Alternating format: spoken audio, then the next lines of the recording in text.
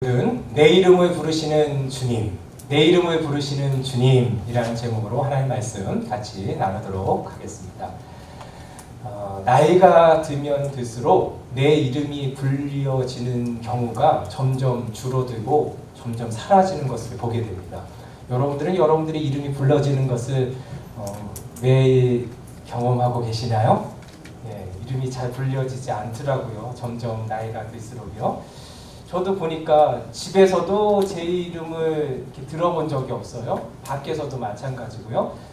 책으로는 이렇게 들릴 수 있고, 제가 맡은 어떤 그런 미치 속에서 그러한 것들을 불러주는 경우는 있지만 제 이름이 이렇게 불리어지는 경우는 거의 없더라고요, 보니까. 그래서 한번 생각해봤어요. 제 이름을 친근하게 부를 수 있는 분이 누구일까? 부모님이신 것 같아요. 그렇죠? 부모님은 제 이름을 친근하게 부를 수 있고, 또 하나를 들 수 있다면 아주 오래된 친구가 이렇게 내 이름을 부를 수 있을 것 같아요. 그런데 그 오래된 친구라 할지라도 그 친구가 불러주는 의미와 부모님이 불러주시는 내 이름하고는 그 의미가 좀 다른 것 같아요. 약간 비교할 수 없는 그러한 거가 있는 것 같아요.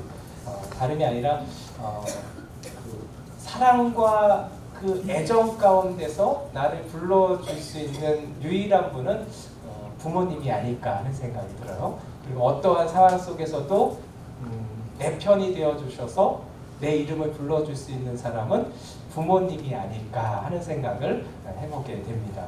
그런데 참 재미있는 사실은 그것을 너무 늦게 깨달은다는 것이죠. 지난 2017년 1월이었어요. 저한테 전화가 한 통화 왔어요. 저희 형님한테. 다름이 아니라 아버님께서 그 중환자실에 계시다라는 거예요. 벌써 일주일이 지났다라는 것이죠.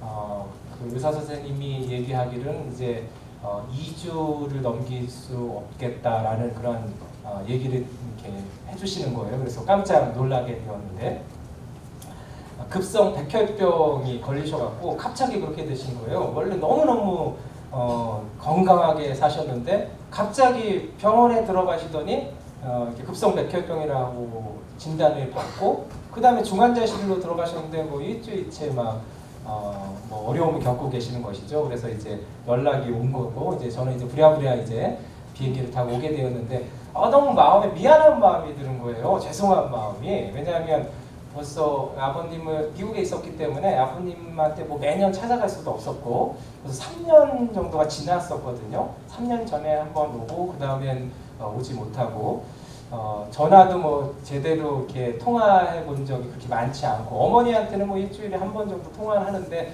그때 아버님이 계셨을 때는 받기는 하시지만 통화를 잘 안 하시잖아요. 그래서 그냥 소식만 조금 이렇게 알릴 뿐인데, 통화해 본 적도 별로 많지가 않은 거예요. 그러니까 이제 비행기를 타고 오면서 마음 가운데 좀 이렇게 마음이 많이 좀 쉽지 않았습니다. 혹시 이제 아버님의 얼굴조차 뵙지 못하는 건가, 살아계실 때 중환자실에서 이제 만약에 이제 하나 부르실 수도 있으니까, 그런 마음 가운데 이제 오게 된 것이죠.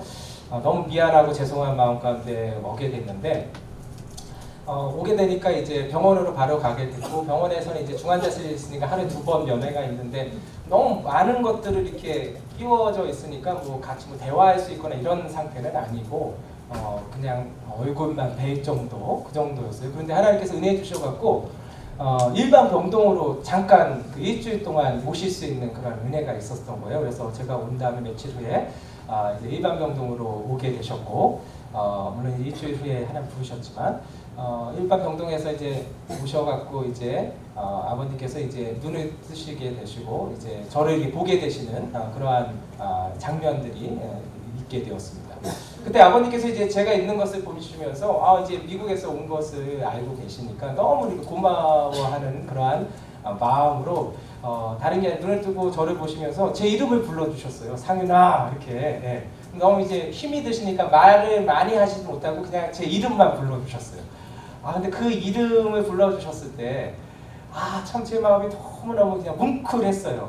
오히려 제가 사랑을 드려야 되고 위로를 드려야 되는데, 아버님이 이제 아파서 누워 계시니까, 근데 오히려 제가 더 큰 사랑을 받고 아버님한테 더 큰 위로를 받은 것이 아버님이 눈을 뜨셔서 저를 보시면서 제 이름을 불러주셨을 때 느꼈던 그런 경험입니다.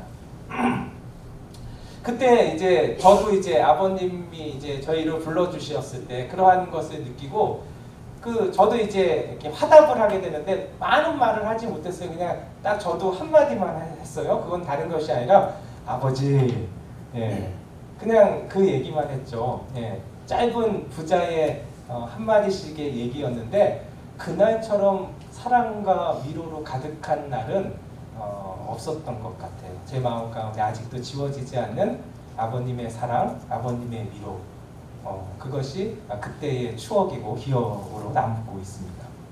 오늘 본문에도 슬픔 가운데 있었던 한 여인이 등장해요. 그 여인의 이름이 마리아예요. 막달라 마리아.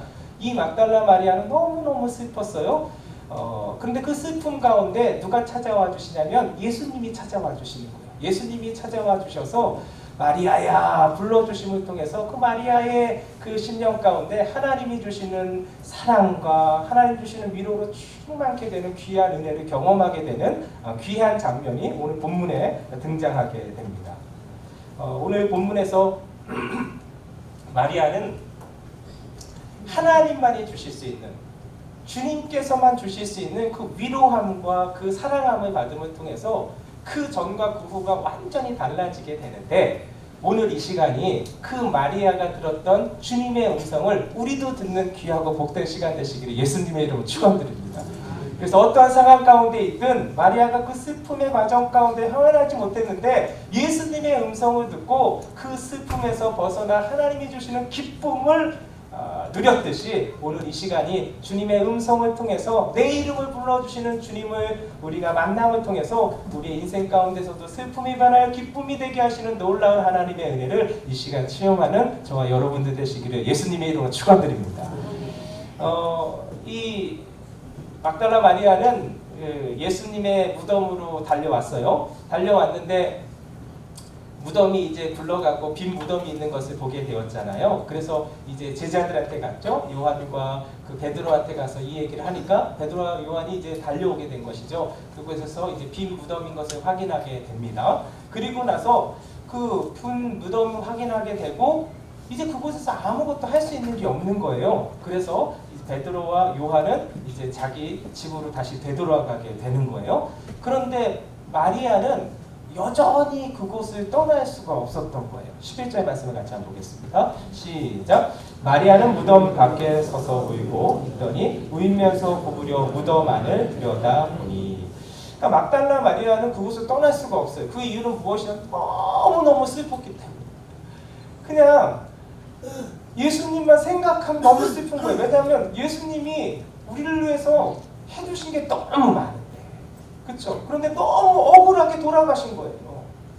예수님 무슨 잘못하신 것도 아닌데 억울하게 돌아가신 것 때문에 그냥 마음이 너무너무 아픈 거예요. 그런데 예수님 돌아가실 때 자기들이 아무것도 한 게 없는 거예요.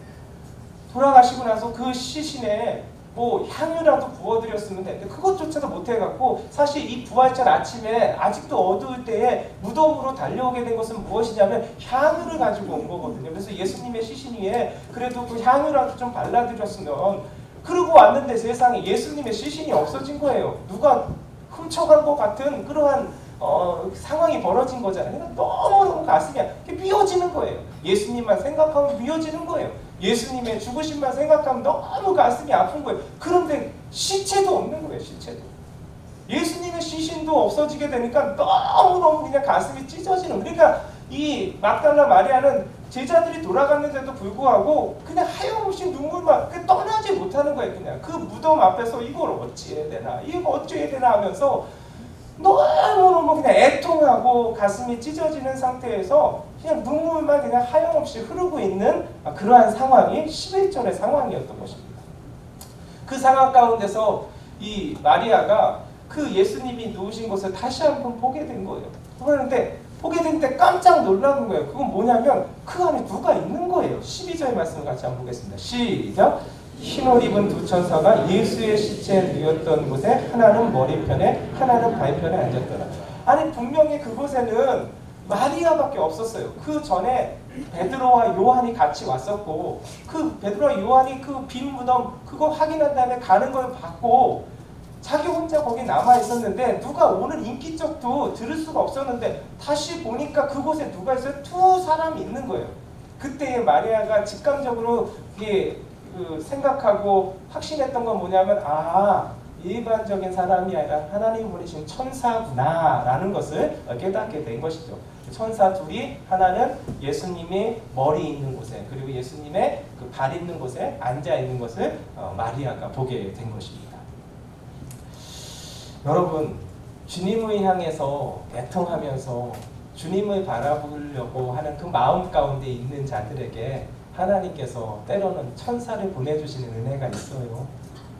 오늘도 우리가 하나님이 보내주시는 천사를 만나는 귀한 은혜가 있기를 예수님의 이름으로 축원드립니다. 그런데 이 천사들에게 이제 그래서 그 막달라 마리아가 묻게 되는 거예요.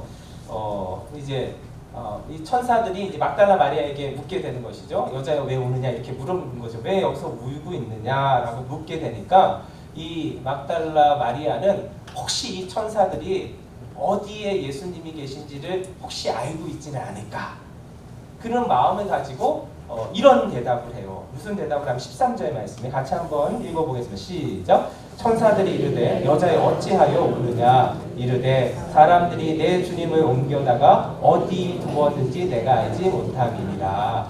사람들이 예수님의 그 시신을 어디다 옮겼는지 내가 알지 못하는데 혹시 두 분은 알고 계십니까? 라고 묻고 있는 거예요. 혹시나 해서. 그랬더니 이제 아무 대답이 없는 것이죠. 그때 뒤에 약간 인기척이 있는 거예요. 누가 있는 듯한 그런 느낌이 있는 거예요. 그래서 뒤를 보게 되니까 어떤 한 사람이 있는 것을 보게 되는 것이죠. 14절 말씀 한번 볼까요? 시작. 이 말을 하고 뒤로 돌이켜 예수께서 서 계신 것을 보았으나 예수이신 줄을 알지 못하더라. 여러분, 뒤에 누가 계셨어요? 예수님이 계셨어요. 예수님이 계셨는데도 불구하고 예수님이신지 모르는 거예요. 그래서 10 말씀을 같이 한번 읽어보겠습니다. 시작. 예수께서 이르시되 여자여 어찌하여 울며 누구를 찾느냐 하시니 마리아는 그가 동산지기인 줄 알고 이르되 주여 당신이 옮겼거든 어디 두었는지 내게 이르소서 그리하면 내가 가져가리이다. 이 마리아는 지금 뒤에 누가 계신 것 같아서 봤더니 사람이 있는 거예요. 근데 그 사람이 누구예요?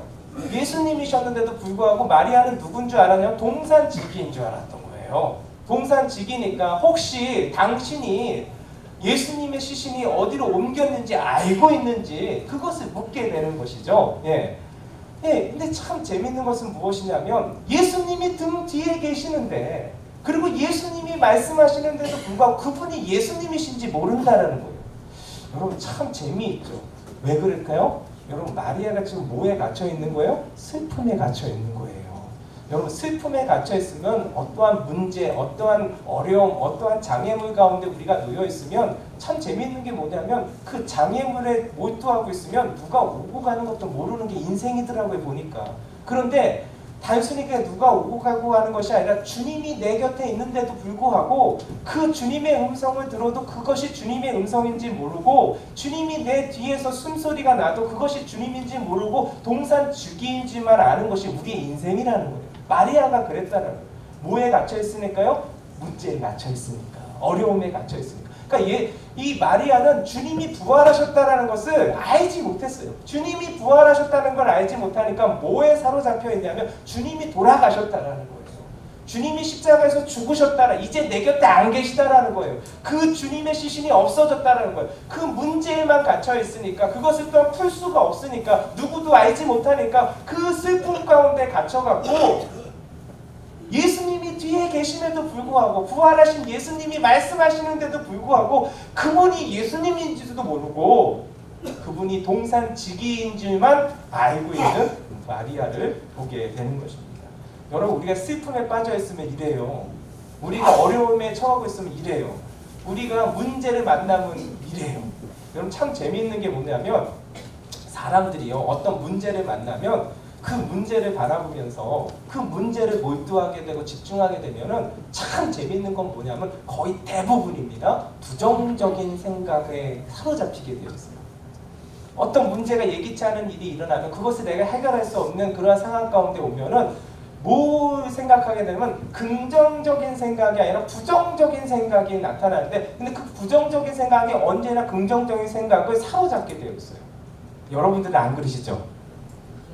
어려움이 당해도 하나님 주신 은혜 때문에 그걸 모든 걸 감당할 수 있는 힘과 은혜가 있지요.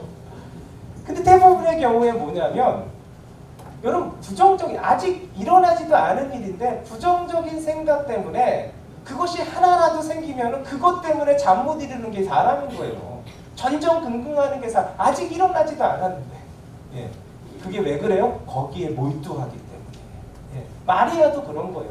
아니 마리아는 그 등 뒤에 부활하신 예수님이 계셨는데도 그 슬픔이 여러분 해결되지 않는 거예요. 그 어려움들이 해결되지 않는 거예요. 그 짐들을 풀 수가 없는 거예요. 왜요? 그 주님을 볼 수가 없으니까.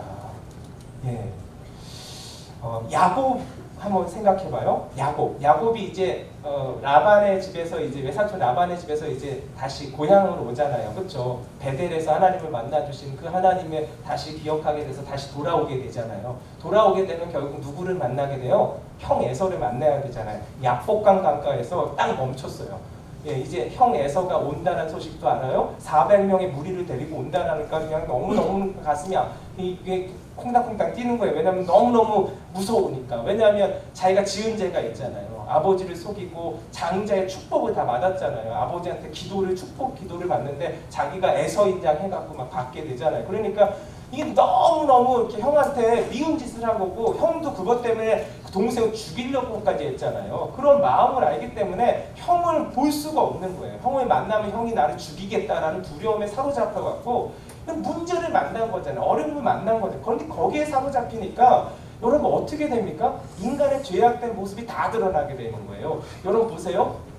해결이 안 되는 거예요. 야곱이 어떻게 했냐면 두 때로 나눠서 자기의 그 소유물을 보냈다고 했어요. 두 때로 나눈 이유는 다른 것이 아니에요. 한 때를 에서 형이 치면은 그 남은 거를 이렇게 피하려고. 아주 인간적이죠, 그냥. 그렇죠? 예? 그렇게 하려고 두 때로 나눠서 보냈다고 그래. 그게 해결이 돼요? 안 되는 것이지. 그리고 더 기가 막힌 상황이 그 다음부터 벌어지는데 이제 형의 마음을 이제 하려고 이제 형한테 선물도 보내고 그러잖아요. 그 다음에 이제 자녀들을 보내야 되잖아요. 근데 자녀들 보낼 때 그 가족들을 보낼 때 어떻게 하냐면 그 야곱한테는 그 4명의 여인들로부터 아들을 낳잖아요. 그 2명의 아내가 있죠. 레아가 있고 라헬이 있고 그 종들이 여종들 통해서 또 이렇게 아이를 낳았잖아요. 맨 처음으로 보낸 자들은 누구냐면 그 종들과 여종과 그가 낳은 아들들을 보냈어요. 예, 그 다음엔 누구? 레아와 레아의 아들. 그 다음은 자기가 가장 사랑하는 라헬가, 그때는 이제 베냐민이 안 태어났어요. 그 라헬과 요셉을 이렇게 보낸 거예요. 세상에. 네? 여러분 그 가족들이 그 자녀들이 그걸 보면서 어떤 마음을 갖고 그 아들들이 그러한 모습을 보면서 아버지를 존경하겠어요? 예? 그러니까 이게 뭐냐면 어려움의 그 문제 앞에 여러분 야곱이 지혜롭게 자기의 생각들을 다 해서 이렇게 하는데 그러한 결과는 뭐냐면 더 큰 갈등들을 일으키고 더 큰 악한 모습들을 보이게. 결국은 뭐냐면 여러분 나 스스로는 뭐가 되냐면 고민해서 행동하는 것은 무엇이냐면 죄악된 우리의 본성들이 나타나게 되어 있는 거예요. 야곱이 그랬던 거예요. 야곱이. 예. 그래서 결국은 그렇게 보내고 야복강에 누구만 남아요? 야곱만 남잖아요. 참 너무 이기적이지 않아요? 다 죽어도 자기는 죽고 싶지 않다라는 거잖아요. 다 보낸다. 아니 자기가 먼저 가야지. 자기 가족도 뒤로 하고. 그런데 다 보낸 다음에 맨 마지막에 남아요. 예, 그게 누구냐? 야곱이라는 거예요. 야곱. 우리도 마찬가지입니다. 우리가 예수 믿고 하나님의 사람 되었고 하나님의 자녀다고 하지만 문제 앞에서는 어떻게 문제 앞에 서 있으면 그 문제를 묵상하고 그 문제를 바라보기 시작하면은 우리가 야곱같이 되는 거예요. 야곱같이. 문제를 해결할 수도 없고 갈등에 갈등만 일어나는 것이죠. 오늘 마리아가 그래요. 마리아가 슬픔 가운데 있는데 주님 사랑하는 마음 가운데서 그 슬픔이 있는 거예요. 사실은. 그런데 진짜 주님의 온전한 사랑을 가지고 있으면 그 슬픔 가운데로 누굴 바라볼 수 있는 거예요? 주님을 바라볼 수 있어야지 그게 진짜 온전한 사랑이라는 거예요. 여러분 바울 있죠. 바울이 주님을 사랑한 사람이었잖아요. 그렇죠? 그래서 선교 여행 가게 돼요. 그래서 1차, 2차, 3차를 가는데 2차 선교 여행 갈 때 어디를 가냐면 이제 선교 여행 이제 계획을 해갖고 가게 되잖아요. 그렇죠? 계획을 하고 가게 되는데 원래 계획했던 곳이 아닌 마게도냐로 가게 돼요. 왜냐하면 그 드로아에서 하나님께 환상을 보여주시는데 마게도냐 사람이 우리를 건너와서 우리를 도우라는 그런 환상을 보게 돼서 하나님께서 나에게 주신 그러한 것이라고 성령의 그러한 것에 이렇게 순종해서 그 원래 생각하지 않았던 마게도냐로 가게 돼요. 그래서 마게도의 첫 성이 빌립보 성이에요. 빌립보를 가게 돼요. 유럽의 첫 성이라고 하는데 그 빌립보를 가게 되는데 하나님께서 역시 성령께서 인도하여 주신 도같이 그곳에 누구를 만나냐면 자주장사 루디아를 만나요. 예, 루디아를 만나는데 그리고 나서 이게 순적하게 역시 하나님께서 여기를 부르신 이유가 있구나 하면서 그 복음을 전하는데 누구를 만나게 되냐면 귀신 들린 한 여종을 만나게 해요. 그 여종이 이제 그 귀신이 들렸기 때문에 점을 치는 여종이었는데 그 여종이 귀신 들렸는데 그 귀신을 이렇게 쫓아내게 돼요. 그래서 고쳐주세요. 바울이 고쳐주게 되는데 그렇게 고쳐주게 되는데 그게 이제 문제가 되는 거예요. 그게 문제가 돼서 왜 문제가 되냐? 그 점치는 그 귀신 들린 여종을 통해서 돈을 벌었던 주인이 있었는데 그 주인이 이제는 이 여종이 점을 못 치니까 귀신이 나갔으니까 그것 때문에 고맙고 감사해야 될 것이 아니라 자기가 돈을 못 버니까 그것 때문에 화가 나갖고 이 여인을 고친 사람이 누구냐 하니까 이 바울하고 실라거든요. 그래서 바울과 실라를 어떻게 했냐면 이 감옥에 쳐넣었어요. 그래서 그 옷이 찢기고 매질을 당하게 하고 그 다음에 감옥에 이렇게 넣게 되는 그러한 사건이 벌어지는 거예요. 아니 원래 계획하지도 않았던 것인데 하나님의 성령께서 환상을 보여주셔서 그쪽으로 가게 하셨으면 모든 게 순적해야 되잖아요. 그렇죠? 그런데 이 어려움을 당하게 된 거예요. 너무 억울하지 않아요? 자기가 원래 계획할 것도 아니고 성령께서 보내주셔서 거기 갔으면 모든 것이 순적하게 다 이루어지는데 이게 옷이 찢김을 당했죠. 그 다음에 매질을 당했죠. 지금은 그 발이 그 쇠고랑에 차여갖고 이제는 그 감옥 속에 갇혀있는 인생이 된 거예요. 그런데 성경을 보니까 그때 그 밤에 어떠한 일이 일어났냐면 그 밤에 그 감옥에서 그 바울과 실라가 하나님을 찬송했다라고 기록하고 있어요. 여러분 그 이후의 사건 아세요?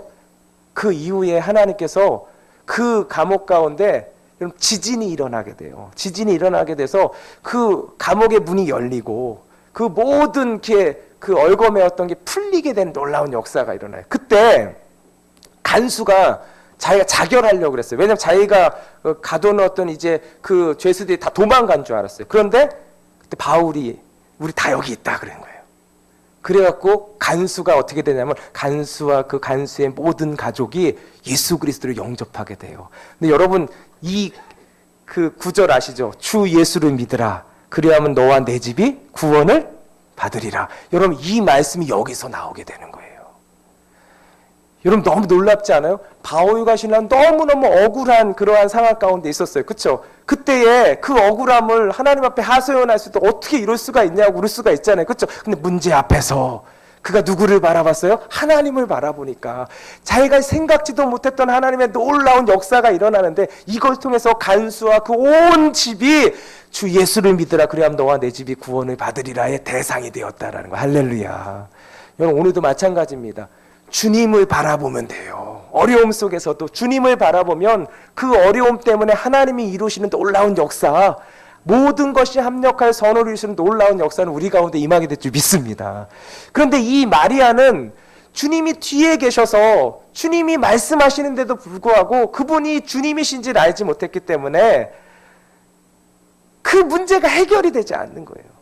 그러한 이 마리아를 향해서 예수님께서 16절에 이렇게 말씀하십니다. 같이 한번 읽어보겠습니다. 16절 시작. 예수께서 마리아야 하시거늘 마리아가 돌이켜 히브리 말로 라보니 하니 이는 선생님이라는 말이다.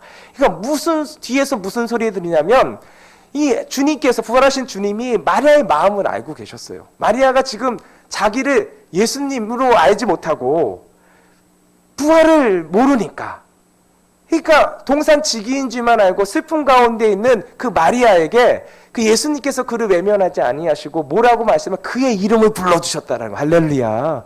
마리아야, 마리아야. 근데 이 마리아가 그 소리 듣고 깜짝 놀라게 되는 거예요. 왜냐하면 지금까지 그 뒤에 있는 사람이 동산지기, 오늘 처음 만난 사람이라고 생각한 거예요. 그런데 내 이름을 아는 거야. 아, 여러분들 별로 이렇게 놀라진 않구나. 누군가 내 이름을 부르면은 뭐 누가 불렀겠지 하고 뒤돌아보지도 않죠. 예? 너무 놀라. 왜냐면 처음 본 사람인데 동산지기를 누가 알겠어요, 그렇죠? 동산지기인만 알고 처음 본 사람이라 생각했는데 내 이름을 부르는 거야. 깜짝 놀라게 된 거예요. 그런데 이 마리아는 단순히 내 이름을 부르는 어떤 동산지기의 소리를 들은 것이 아니라 그거 플러스 뭘 들었냐면 그 옛적에 나를 불러주신 주님의 음성을 들었던 거예요. 주님의 음성. 그 옛적 한번 생각해 보세요. 막달라 마리아는 성경에 보니까 7 귀신이 들린 자라고 했어요. 그렇죠? 7 귀신이 막달라 마리아 가운데 들어와서 너무 괴롭힌 것이죠. 여러분, 귀신이 들어왔다고 생각해 보세요. 귀신이 나를 장악한 거예요. 나를 다스리는 거예요. 나를 지배하는 거예요. 여러분, 우리도 조금만 우리가 약간 이상한 행동을 하면은 사람들이 우리를 어떻게 보여요? 눈을 흘겨띠면서 쟤 왜 저래 왜 저래 왜 저래? 이러지 않죠? 여러분, 조금만 달라도 그런 눈으로 보는 거 너무너무 싫잖아요. 그렇죠? 그런데 7 귀신이 장악을 했다고 생각해 보세요. 여러분, 몸은 몸대로 상하고 마음은 마음대로 피폐해질 대로 피폐해지는 인생이 누구냐면 7 귀신 들린 여인이었던 막달라 마리아의 인생이었다는 거예요. 여러분, 그렇게 막달라 마리아가 그러한 그 7 귀신이 들었을 때 여러분, 사람들이 막달라 마리아를 어떻게 보겠어요? 그렇죠? 여러분, 막달라 마리아라는 이름이 불려진 게 아니에요. 입으로 담을 수 없는 험한 말들을 그를 향해서 말했을 거예요. 그렇죠? 예, 우리 조금 이렇게 있다가 조금 마음이 틀어지고 약간 뭐 이상한 행동을 하고 그러면 우리가 그 집단적으로 말하지도 않고 여기 있는데 같이 가까이 하지도 않고 멀리 가게 되고 이러면 어떻게 무시당하는 거잖아요. 여러분, 그런 거 한번 당해 보신 분 안 계시죠? 예, 당하시지 말고 해서도 안 됩니다. 막달라 이 마리아는 그런 인생을 직접 경험한 사람이에요. 누구도 나에게 가까이 오지 아니하고 누구도 내가 필요로 할 때 나를 향해서 도와주는 것이 아니라 나를 향해서 다 외면했던 그런 인생. 누구에게도 내 마음을 전해줄 수 없고 누구도 이해할 수 없는, 다 모두가 자기를 향해서 손가락질하고 자기를 향해서 욕을 할 때 누구도 나에게 가까이 와주지 않았을 때, 그때에 예수님께서 친히 자기에게 와서 마리아야 불러주셨던 그 옛날의 그 기억, 그때에 나를 불러주셨던 주님의 음성을 지금 어디서 듣느냐? 무덤 앞에서 듣고 있는 거예요. 무덤 앞에서. 깜짝 놀라게 된 거예요. 아니 내 이름을 불러주신 마리아가 지금 불러주신 이 음성이 그 옛날에 아무도 나를 기억해주지 않을 때, 아무도 나와 가까이 하기 싫어할 때, 아무도 나를 이해하지 못할 때, 모두가 다 손가락질하고 욕할 때, 그때 내 이름을 불러주셨던 그 음성을 여러분, 무덤가에서 마리아가 동산지기인 줄 알았던 그 뒤에 계신 주님의 음성을 들음을 통해서 이분이 바로 예수님이시라는 것을 다시금 깨닫게 되고 알게 되는 놀라운 역사가 임하게 되고, 할렐루야. 오늘도 그 주님이 우리의 이름을 불러주십니다. 다 몰라줘도 그 주님이 나를 알아주신다라는 거예요. 마리아는 마리아야 부르시는 주님의 음성에 2 가지를 경험하게 돼요. 그건 뭐냐면, 첫 번째는 뭐냐면 주님이 나를 아신다라는 거예요. 내 이름을 아신다라는 거예요. 나를 그냥 여러 사람 중에 그냥 그 중에 하나, 이게 아니라 내 이름을 아시는 분이 우리 주님이시라는 거예요. 내 이름을 안다는 건 단순히 마리아를 아시는 것이 아니라 내 모든 삶을 아신다라는 거예요. 내 이름을 아시는 분이 내 기쁨도 아시고 내 슬픔도 아시고 내가 성공한 것도 아시고 실패한 것도 아시고 내가 슬퍼하는 것도 아시고 내가 기뻐하는 그 모든 것들 다 아시는 분이 누구시냐? 내 이름을 불러주시는 주님이시라는 거예요. 내가 정말로 숨기고 싶은 것까지도 주님은 아시고 나를 위로해 주시고 나에게 은혜 베풀어 주시는 분이 바로 그 주님이신데 그 주님이 내 이름을 아신다라는 거예요. 그 주님이 오늘도 슬픔 가운데 있는 마리아의 이름을 불러주실 때 마리아야, 이 음성 가운데 마리아가 경험하고 느낀 건 뭐냐면 예수님의 음성이 이러한 의미인 거예요. 내가 다 안단다. 너의 마음을, 너의 생각을, 너의 슬픔을, 너의 눈물을 내가 다 안단다. 이 마음이 전해지니까 마리아가 모든 슬픔이 변하여 기쁨이 되는 거예요. 예. 그리고 두 번째로 예수님 마리아야 할 때 첫 번째는 주님이 다 아신다라는 거예요. 그렇죠? 내 이름을 아시는 주님이 내 곁에 계시다라는 걸 알게 되는 거예요. 내 곁에. 난 뒤에 계신 분이 동산지기인 줄만 알았는데 마리아야, 그 음성을 들을 수 있을 정도로 가까이에 계시는 분이 누구시냐? 내 주님이시라는 거예요. 그분이 십자가에서 죽으시고 그냥 그 시신이 없어져 갖고 이제는 볼 수 없는 분이 아니라 내 뒤에 여전히 계셔서 내 귓가에서 마리아야 그 소리가 들릴 수 있을 정도로 가까이에 계시는 분이 누구냐? 그분이 부활하신 예수님이시라는 걸 깨닫게 되는 거예요. 할렐루야. 여러분, 그 주님이 내 곁에 계시다라는 거예요. 시편에 보면 139편에 이런 말씀이 있어요. 내가 새벽 날개를 치고 바다 끝에 가서 거할지라도 곧 거기서도 주의 손이 나를 인도하시며 주의 오른손이 나를 붙드시리이다. 믿으시면 아멘. 아무도 없는 것 같은데 아무리 소리 질러도 파도 소리 때문에 누구 하나 내 소리에 반응할 수 없는 그 바다 끝에 거하고 아무도 내가 거기 있다는 것도 모르는 그 어둠에 갇혀서 그 새벽 날개 치는 그 끝점에 있는데 누구도 나를 도와줄 수 없는 곳에서 주의 손이 나를 인도해 주시는 놀라운 은혜가 있다라는 거예요. 주의 오른손이 나를 붙드신다라는 거. 왜요? 내 곁에 계시기 때문에. 오늘도 마찬가지입니다. 믿음의 눈으로 보시면 부활하신 주님이 지금 내 곁에 계시는 거예요.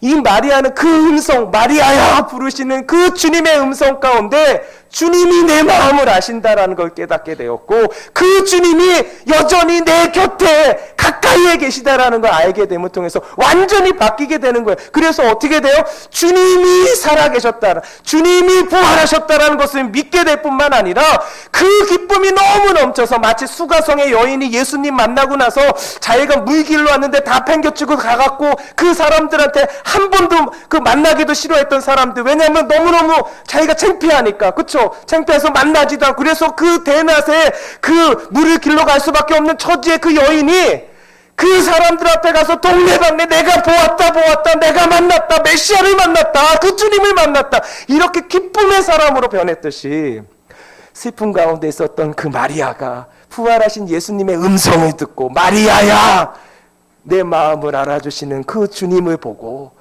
그리고 내 곁에 계시는 그 주님을 확인하고 완전히 바뀌게 되는 인생을 우리가 성경에서 보게 되는 것입니다. 오늘 그 주님이 우리 이름을 불러주시는 거예요. 내 앞에 어떤 어려움이 있습니까? 내 앞에 어떤 힘든 것이 있습니까? 여러분, 그게 무엇이든 간에 내 마음을 알아주시고 지금도 내 이름을 불러주시는 주님, 내가 안단다 너의 마음을, 내가 안단다 너의 슬픔을, 내가 안단다 너의 눈물을. 그 주님이 내 뒤에 가까이에서 그 음성을 들을 수 있을 정도의 거리에서 나에게 내 이름을 불러주시는 분이시라는 거예요. 오늘 그 주님을 바라볼 때 어떠한 상황 가운데서도 무너지는 인생이 아니라 하나님이 주는 소망 가운데 거할 수 있는 하나님의 자녀로서 우뚝 서게 될 줄 믿습니다.